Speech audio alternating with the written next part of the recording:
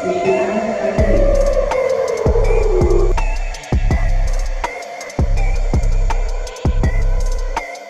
Israel mengklaim berhasil mencegat rudal yang diluncurkan Houthi pada Minggu 1 Juni 2025. Rudal tersebut menargetkan Bandara Internasional Ben Gurion di Tel Aviv.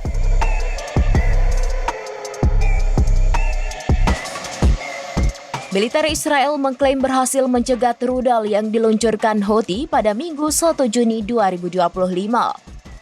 Rudal tersebut menargetkan Bandara Internasional Ben Gurion di Tel Aviv. Dalam sebuah pernyataan, militer Israel menyebut sirine peringatan dibunyikan di sejumlah kota termasuk Yerusalem. Pihaknya memastikan bahwa rudal berhasil ditembak jatuh oleh sistem pertahanan udara. Channel 12 Israel melaporkan operasional bandara dihentikan sementara tanpa menyebutkan ada tidaknya kerusakan. Ribuan penduduk juga dilaporkan mengungsi ke tempat perlindungan bom.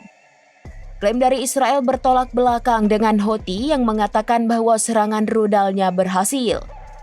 Juru bicara Houthi Jenderal Yahya Saree menegaskan bahwa kelompoknya berupaya memberlakukan larangan penuh atas lalu lintas di Bandara Ben Gurion. Maskapai penerbangan yang masih nekat terbang ke Tel Aviv diminta untuk mematuhi peringatan ini demi keselamatan penumpang. Saree menegaskan bahwa serangan terhadap Israel tidak akan berhenti kecuali perang Gaza berakhir.